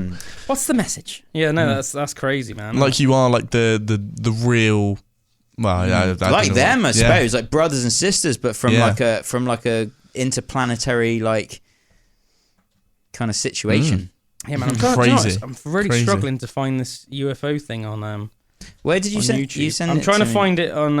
I'm pretty sure I sent it to you on Instagram, didn't I? I'm trying to find it. And it goes past the plane wing. Yeah, but it's a crazy footage, man. It's like really recent, really recent. Let me try on Messenger, because I might have sent it to you on that as well. But yeah, crazy, man. Oh yeah, this is it. I mean, I can't find it on was it pilot George Atiega captured some of what some are describing as the best UFO footage ever. Said it's really super new, man. Sounded really interesting about that car incident as well, where they got the videotape, and he said he's seen the videotape, but the guy wouldn't give it to him. With James Fox, when he was talking about, there's this guy like that has a videotape of UFO footage of these two guys in the car, and it comes down and the lights in the car and everything, it like shines it. That was a good one. Yeah, do you hear about that? I want to. Yeah, And, I want to see but that. apparently Logan Paul like went to that podcast. Yeah, guy, all right. Yeah. He told him the information of where this guy lived, and he went there, and the guy and he had $100,000. He just took $100,000 in a suitcase and took it there to try and get the video of him. But the guy still wouldn't give him the video, but he let them watch it. And Logan Paul had a dash cam on his top, so he actually videoed the footage of the video. But he's never he's too scared to like release it to the public. Whoa. Like, yeah, so he might do like, but That's crazy, isn't it? I want to see it. I want to see it, even if it's just like a third-hand copy of it. You know? I think he's the sort of person that would do that before he was going to die or something. He'd get all this footage and then release it all before. That's Do you the know sort what? of thing he'd do. This is going to sound like a super vague story, so I apologise, because without names or anything like that, this is going to sound like such like a rubbish. Like when I say rubbish story, I know the specifics of the story. I just remember the name of the boy and like what hospital it take place in. And I think without the name of the boy and the hospital it took place in and the country, it's very easy to dismiss it as rubbish. Still be interesting. But trust me, I'm not saying this is a true story. I'm just saying this is supposedly a true story as well, which I think, like all of these things, they're supposedly a true story. With this is just the account of people that have just said this is what happened. Okay, so whether they are telling the truth or whether they are liars, who knows? But I'm just going to recount the story to you. Bullwinkle's going to go full alien now. He's going to bring out his true visage. I'm ready for the story. Apparently, there was this boy that was suffering from a terminal illness, and he was in this hospital. You know, obviously, how sad is that? Like, you know what I mean? Like, literally, a boy's like slowly dying, and the nurse came to him every day, and she said that she was almost like, it made her really emotional, obviously in like almost like a good way, but really emotional, because apparently he was so happy. He was so happy every day, and he just didn't seem like he was down at all. Like, you know, when you think for somebody that's like a young boy with his life ahead of him, that's like on death's door, like, why is he so happy? She said one day she just plucked up the thing, and she said to him, she just said, you know, like, are you okay? And he was like, yeah, no, I'm really happy and everything. She was like, oh, okay. Like, she was like, you know, yeah. She's like, usually people in your, you know, situation and stuff, you know, are a bit more like reflective and stuff. He said, no, I'm not sad and stuff. I'm not sad at all. She said, why is that then? And he said, apparently just came out and said, like, oh, I've been in contact with these beings, and they've assured me that my consciousness and everything like that is going to be fine. It's just my physical body that's going to die. But they've come to me. I speak to them like regularly, and they tell me that I'm going to be fine and that they're going to look after me and stuff. And she was like, okay. And he was like, yeah, they're going to come for me on this day. And she was like, okay. And she obviously thought, like, this is just like the imaginings of some child, you know. And then she didn't think anything of it, sort of put it to the back of her mind. On that day, something really strange happened, because then as like somebody went to go check on the boy, he just wasn't in his bed. He was just disappeared. Whoa. So suddenly the hospital went on like red alert. You know, it was like almost like he'd been abducted or something. So like, security were running through the hospital, nurses were running around looking for him, looking all over the ward, looking all over the hospital, blah, blah, blah, blah, blah. And then suddenly some other nurse or like some janitor or something like that suddenly comes back in as they're all like frantic, going crazy, and goes, he's back in his bed. He's back in his bed. What? They go back into the bed, but the boy's passed away. Whoa. So his body's like passed away, but it's like after he disappeared for like 10 minutes, and then it's like when he came back, I thought, that's a freaking weird story. Like, it's when again like that. Oh, there's a good Especially chance for his like body. It might be movement. rubbish, I would have but- thought if like the beings came, they would have just like he would have just, his consciousness would have left his body and just like run, rather than his like physical body like leaving for a bit as well. And then just being like, I said, I'm really sorry I can't remember the name of the boy or the hospital or the country, because without that I feel like the story, it just sounds almost like something I've made up. I promise you I haven't made that up. It sounds like, did you say that happened on the day the child said that it was going to happen? Yeah, that's crazy. And another one, it was like, I was listening to this whole thing, and it was like supposedly true UFO encounters, and it was like this whole thing I was listening to. It was literally like last night on YouTube. I was listening to it as I was cleaning my kitchen. But there was this other one, and it was this hunter. And yeah, again, this reminds me of the missing 411 cases, because it makes you think like, oh, has this happened to some of the people that went missing in the missing 411? There was this hunter, and he was literally said he'd driven like out into the freaking middle of nowhere in the States, and he said it's like the sort of place, if you weren't like a lifelong hunter, you wouldn't have even like known how to get there in the car. And it was like so off the beaten track. And he parked up, and he was listening to his radio, and he was sort of like had his map out, and he was like planning where he was going to go for the next couple of days, because he was just going to take his tent out, like, you know, go around hunting a good couple of days, and then come back to his wagon and fill it up with all the meat and stuff he'd caught. And he said as he was doing that, he said his radio started getting some weird interference, and then went off, and then he realised that there was, in the distance, he saw that there was this weird craft like approaching, and he said he freaked the hell out, and he said this weird thing like kicked in his brain, where he'd like heard tales of that before, but people had already stayed in the car, and apparently he said he remembered thinking to himself in the past when he heard some of these stories, it's really stupid that the people stayed in the car. Like, I would have gotten out of the car and like hidden before the object came close enough. So he said that kicked in, and he did it. So he jumped out of the car, like ran about 30 feet, and then hid behind a rock, literally like on, you know, he's all in his camo gear and his hunting gear and stuff, all camoed up, so it was like ideal. He hid behind this rock, and it was all this overgrowth, and obviously it was all nature around, so it was very hard to say. And he said he literally saw the ship go over his car, and it was like some like light came down. It was like scanning the car, and it stayed there scanning it for about a minute, and then just flew off. And he said that he was like, what the hell? Yeah. But he said that imagine watching that. I said it made him wonder afterwards, like, you know, if I was in the car, like, what would have happened? I would have stayed there longer. Like, what would have happened to me? Like, maybe nothing would have happened to him, but what if something had happened to him? Yeah, again, as I said, I'm pretty sure the guy's name was in the thing I was listening to, but I can't remember. I just remember the stories, you know.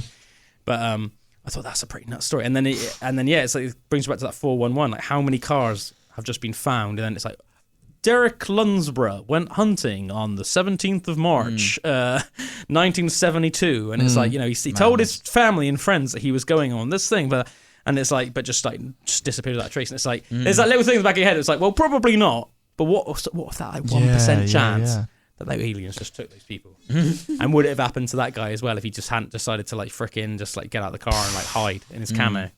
Like you say, the idea of someone just being able to disappear into thin air is so creepy in itself, isn't it? What was interesting as well was the guy said it was almost like the spaceship, whatever you want to call it, aircraft, was honing in on his car, almost like it had some technology that could pick up the technology in his car, because he said it was making a beeline for it. Almost, it's weird when you think of something. Imagine if it was out there trying to find. When you think of our technology, and you look at people in helicopters, and they're looking, and you think of thermal imaging and that. And if they were after the human, and they're that advanced, you think they use some kind of thermal imaging technologies to scan, like Predator. Isn't there something called? Aren't there things you can go? I think are they called jammers? You heard of jammers? I'm pretty sure they're called jammers. It's you can buy this thing. I know that people buy them. You're not supposed to buy them, I don't think. I don't know, it might be legal in some states. I think they're more common in the States. I've never heard of anyone having them in the UK. And jam all electro-radiation frequencies. It's basically, if you have a jammer in your car, it picks up if there's a cop car nearby. Oh, so you know to slow down and do the speed limit. That's crazy. Yeah. Mad. But also, I think it's I can't remember the specific. It's something like American cars have jammers. American police cars have jammers. And because American police cars have jammers, if you have a jammer, you can pick up on their jammer. I think that's what it is. Jammy little sod. I think it's something like that. But I thought, that's essentially that's all the technology you need. It's almost like something that picks up something in the car, whether it's the radio signal from the radio. Definitely sounds like radio. Or the power of the alternator or something like that. Do you know what I mean? It's something, it's generating something that's attracting. It's almost as if if they, let's face it, if you were a UFO, you wanted to study humans, you probably would scan the remote wilderness and try and find one car that's nowhere near civilization. You wouldn't go above a city, would you? If you had one question, you got time to ask an alien a question, you were guaranteed it was going to understand what you were saying and would reply. What question would you ask the alien? I'd probably just I'd ask it. Only one. One's super hard, man. That's what makes it hard. Is that there's so many good ones. I'd ask it where it came from. Yeah, that's what I think. Yeah, because if I could ask more than one, I'd want to ask do you have anything to do with us? But then that's super vague. Or I'd say are we in danger? Why are you coming to us? But I think what would be? I think I could get a lot of secondary information from it telling me where it came from. A lot more than that's a really good one. Yeah, I went straight to what I don't know, what can we do to save ourselves? You know what I mean. But then I think on top of that, you got to think just because it's an alien from a different planet doesn't necessarily mean that it's going to know the answer to those questions. I feel if you asked it where it came from, that would be super interesting. You'd answer a lot of other questions because then you'd know. I can't believe I didn't think of that, but of course, you'd know did it? What was there? Does it have anything to do with Earth? Yeah. You know what I mean? What if it said it came from Alpha Centauri or something like that? Then obviously not.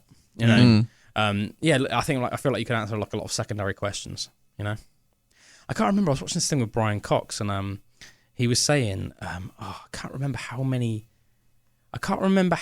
trillions of galaxies he said that we can observe from Earth, and then he said that every single one of those galaxies has on average 100 billion planets in it, and I just thought that is the extended garden of the universe. Our brains can't even comprehend the size of the universe. No, I can't remember how many trillion. It was 7 trillion galaxies or something that are observable just from Earth, and he said, and each one of those galaxies has 100 billion planets in or something. I feel like we're like petri dish. I reckon we're like an alien race's petri dish, man. I reckon they see that there's this multi-billion year thing of where they've got they know the most technological advanced races out of all the ones that are in the universe and that are in all these places that you said billions and billions and billions.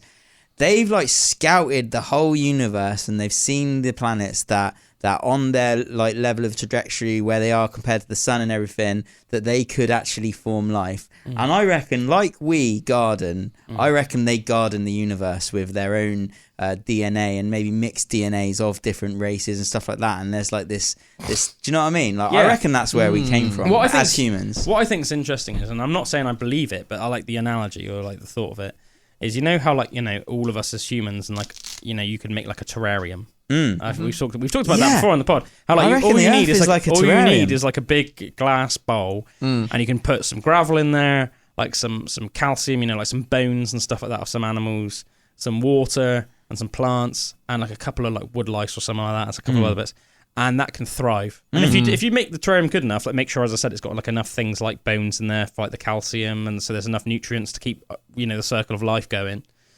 then you can create essentially your own mini universe. I mean, that is the name of the Earth for aliens, isn't it? It's Terra. Yeah, we're Terrans. That's our like. Yeah, I feel like a Terran. You know, we're like British, Terrans, but on a worldwide level, we're a Terran. We are terra firma. Well, the Earth is terra firma. Yeah, it's interesting, isn't it? Firm terra. Very fascinating, my friend. Yeah, just I know this is going back a little bit. One thing I thought, just going back to that weird cat story, Neil Oram's cat story, is you know, I said that what the lady took away from it was like extreme terror and stuff, and apparently Neil Oram didn't describe feeling like terror, it was more like disbelief at the moment. But I think it's really interesting, isn't it? Like, you know, like the psychology of that, like you had a really visceral, like, I wouldn't like terrified reaction to that. Yeah. Whereas weird, when I was listening to it, I wasn't like, oh man, that's terrifying. Don't get me wrong, I think it would be freaking weird and a bit unsettling, obviously, if that happened to you. But what was really interesting is, I like, just out of interest, I read some of the comments of the video, and this one woman, oh man, Jesus must be a troubled soul. Well, like, regardless of actually like what's like, you know, going on in her life and how much truth there is to what she's saying, but I thought, man, I'm glad I'm not that woman, because she said that she was listening to the story and it really hit home with her, and that she was like terrified, and basically said that she'd been like haunted all of her life by like basically what had been described in the video. And she said, but usually in like the not in the physical realm. She said that she believes that night that whatever that entity was, that cat creature, like somehow accidentally came into the physical realm, or even purposely. But she said that she suffered severely badly from sleep paralysis all of her life, and she says that weekly. She says exactly what they described. They said about 5 foot tall with like black fur and like a humanoid man creature. She said comes to her like every week. And she says it's even scarier because she says that every single time she wakes up and she hears it walking up the stairs, and she gets this like insane anxiety comes to her because she knows that it's going to come around the corner, and then it just slowly comes around the corner of her bedroom door, and then just like stands at the bottom of her bed and like looks at her. But she was writing it like it was a freaking obituary, man. That makes me feel sick. Like, she was writing it, and she writ this thing, man, and it was like this. It was like the longest YouTube content I've ever seen in her life, and she was like this harrowing. As soon as I heard, she was like, I regularly listen to your channel, but after this is the most terrifying case I've ever heard, purely because of my personal experiences, which I'm about to relay to you. And then she went into this whole thing, and she was like, I've come to like this conclusion of my own that these are almost like astral beings, or like they live on like the dream in the dream realm and the dream plane. But she was like, but I think that because it's exactly what comes to me every week. She was like, I think that creature somehow temporarily, or just one of them somehow got into the actual physical realm and everything. I was reading it and I was like, man, that woman is troubled. like regardless of whether like the reptile demon that you were saying. Yeah, about. That's exactly regardless of whether she's like crazy, or whether it's just like a coincidence. Real experience, but I was like, either way, that woman, you could. The fear was emanating off her comment. Yeah. Man, it must be horrible to be going through something like that. Yeah, and I thought, man, in a way, I take for granted that in a minute, I'm just gonna, once I've done all this stuff, I'm just gonna go to bed and have a nice night's sleep. Yeah, Do you know what I mean? Like, there's like no terror or anything. Yeah. Like, you know, like. Just like, but I was like, whoa, that's crazy. You could tell that she was like proper freaked out. I do agree with you. One thing though, Bullwinkle, I do think that like, you know, you said that you think that essentially what you were saying is you think that like cryptids are more scary than like ghosts and specters and stuff. It doesn't scare me when it's necessarily like an a physical beast, like for example, isn't the Exmoor beast essentially just like a big cat? Yeah. And that doesn't really bother me, but it's a little bit like humanoid. It's the humanoid aspect to it that freaks me out. Like for me, I could imagine this like cat thing you're describing. I wouldn't imagine it like almost just doing cat stuff. I would just imagine that I'd randomly look to my left and see him just like stood over there staring at me, and I'd be like look back and it'd be gone. That's what I imagine with that kind of stuff. You know, like when The Grudge comes out and it's all like doing that stuff. Like, that's I tell you what, and it's weird because I love the adrenaline rush of it. That's why I love horror movies and I love horror literature. Yeah, you get such adrenaline rush. But one of the things that I can definitely say happens, and I sort of like get a weird kick out of it. I don't even know why, because I know that some people. I remember when I was younger, my dad had I stay away from that. Yeah, I remember one of my dad's best friends when I was younger was called Darren. I can't remember his last name now. Weirdly. Horn. No, it wasn't Darren Horn. But, Darren Thorne. No, yeah. Just everything that rhymes with Horn. Darren Bourne. Jason Bourne's uncle. No, I remember him telling me, randomly, I remember being in the car. You know, you have such in-depth memories. And he was listening to Iron Maiden in the car. And I remember listening to Iron Maiden in the car with him.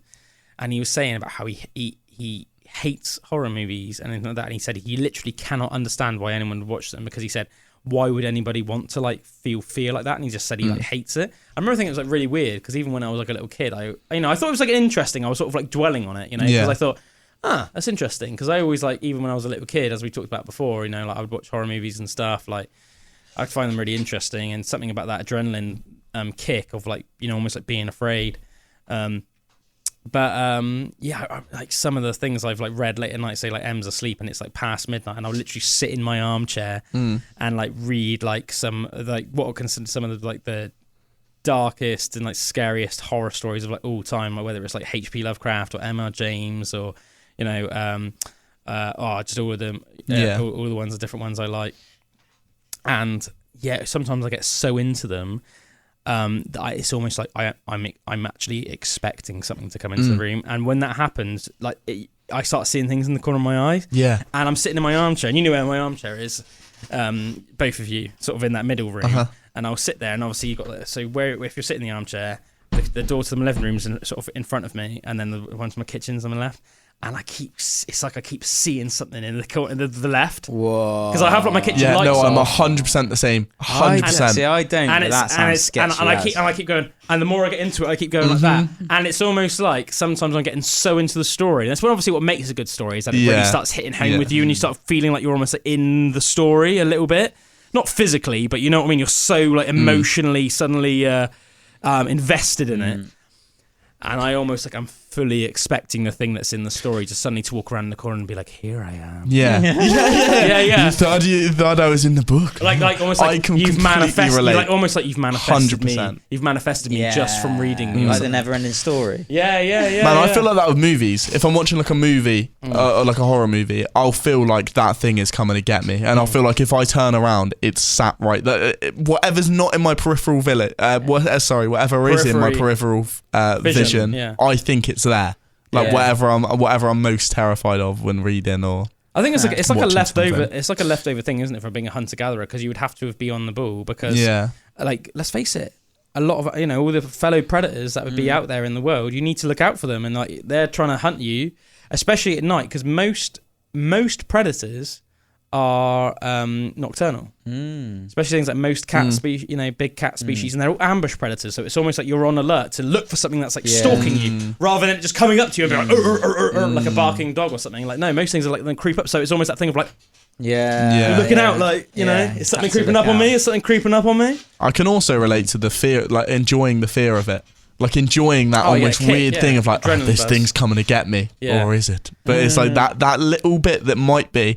It definitely is a full adrenaline buzz, like you were saying. Yeah, man.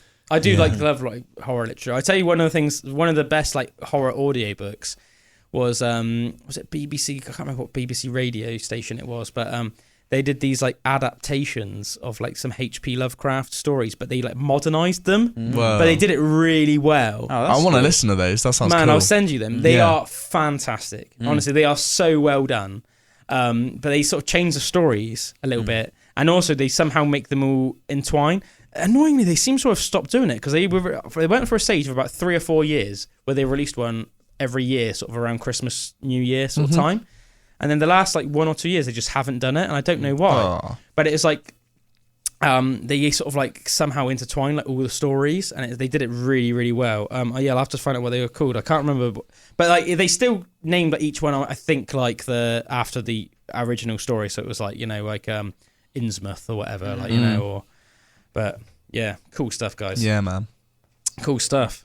100%. Anything else you guys want to say, or should we wrap up the show? There's nothing left. Nothing left for this week? Another thing which I actually did think was quite cool was when we were talking about the recollection of knowledge. Well, we were talking about a zombie apocalypse, and you were saying, what is one thing you'd do? You'd keep a tab of the data. And I think we were speaking about this last week, but I just had a moment this week, just a short thing. You keep tab of the data? I just thought we're at a point now where if there was some kind of event, we've got such like a technological advancement that it would be so... We've put down everything that we've learnt now, and it would be hard to lose everything that we've got, wouldn't it? Like at the point we're at, if someone did come in, as long as it was in books, or even you'd imagine with the data there would be some way to back it up into some sort of physical copy somewhere. Like there's so much. But I guess it depends, like because most of them are based on electricity. So if the grids went down, how would you run? I suppose. Do you know what I mean? Suppose, but that's then, why I said they'd have to be in books. Unless how much of it actually is in books. Do you know what I mean? A lot of it would be, but how much of it would be in books? I mean, think if you put loads of important information on a USB stick. But the aliens haven't got USB readers. well, then that's literally just Yeah. a piece of metal and plastic. Yeah, totally. That's literally about as useful True. as that. That's why they say, like, the hieroglyphs and everything on like places like Göbekli Tepe or like these really ancient cultures that Or like ancient advance Egypt, it. whatever. Yeah, like that. That's why it's so amazing that they did it and how it's lasted the test of time, because they literally carved it into stone. Yeah, and it's like, as we say, it's like if say like a cataclysmic event happened now, you've got to think to yourself, okay, well, what would be left? I mean, books are quite perishable, aren't they? You set fire to a book, it's going to be ash. Well, all of our computers, everything like that, if the electricity grids, all the electricity grids around the earth went down, all of this is useless. Literally, all of our information that's stored on computers is useless. Even things that are battery powered. Well, as soon as the battery's gone, you are not charging it up again. What if someone like left some kind of explanation on how to fire it back up? And they were like, just here's a backup battery. You put it in here, and It here's has the data. everything about the It Earth depends. on It it. depends what the cataclysmic event was. It's a trillion terabytes large in this small pea-shaped it depends what the cataclysmic event was, because obviously most cataclysmic events cause a lot of worldwide devastation. Yeah, true. So if the electricity grids were wiped off the face of the earth, you'd have to hope that somebody could build them again. So even if you had like an instruction on how to then like put a computer together again or something, like, what I mean, you'd have to wait. There'd be so long until like someone could like redo an electricity grid. That's even like if you're betting on that there are enough people alive that would even know how to build one. Do you know what I mean? Because it's a complicated thing, isn't it? Like, I mean, I wouldn't know. Do you need the grid to like fire up one thing, or is the grid like more of a unanimous for the whole world? Could you not like find a way to harness, if you just got one device, could you not just harness the electricity for that one device rather than building a whole grid everything for it? Would be on this one device? Like, what's the question again? Yeah, or like on a cloud or something. You could essentially, at the moment, we have all of our information stored on the internet. So if there was some sort of way, physical servers. Yeah, exactly. If there was some sort of way to just power one thing, then you wouldn't necessarily need to build an entire grid, would you? How would you just power need it? to. How would you power it?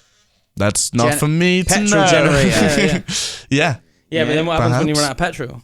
Yeah. Do you know what I mean? Yeah. Unless you physically can make petrol, which as far as I'm aware you can't. No. That's From right. the Can you do like solar generators and stuff like that? Oh yeah, you could. Yeah, Maybe. so if you had You could solar, do. you can If you had the panels and everything, you had enough. Yeah, of 'cause them, I was looking and you for- knew how to connect them up and everything like that. But yeah, there was this. I was gonna take my loop set like like what do you call it, like off grid, and because there was this like battery pack that you could power a lot of stuff off, plus like solar power panels that you plug into it, and then it can power whatever, like all of your stuff, and you could basically never charge it if you had like sunlight and stuff. Yeah, see, that's cool. Imagine just I'm having thinking of like, getting a some solar supercharged one of them onto like the thing a is, PC. I think all of this would require quite a level of preparation, and it's like I guess it depends on how much prep time you'd have before this cataclysmic event happened. True. Do you know what I Because mean? what is the thing that we're saying that we could back up everything So that if there was a cataclysmic event, then So you everyone could just keep people one could computer come. running. Exactly, people could come and like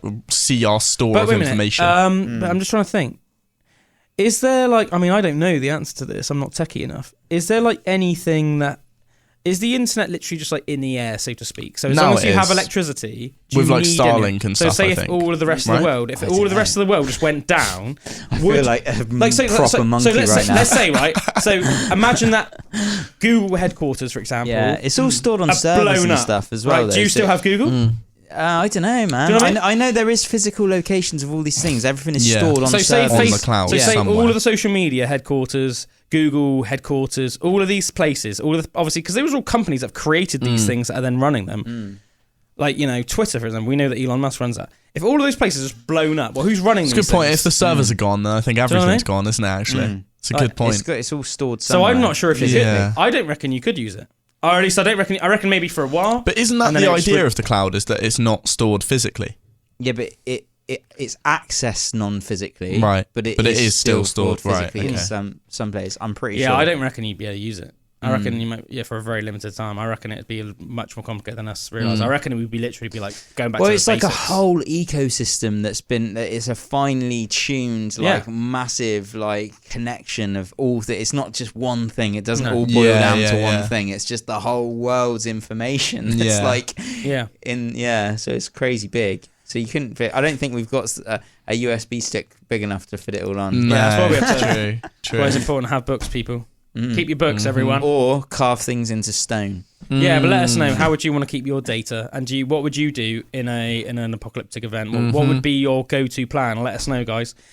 We're gonna call it a day. Thanks for tuning with us, as always, peeps. We love you. We'll see you next week for another Cheers, guys. Pandora's Box. Tatar for now.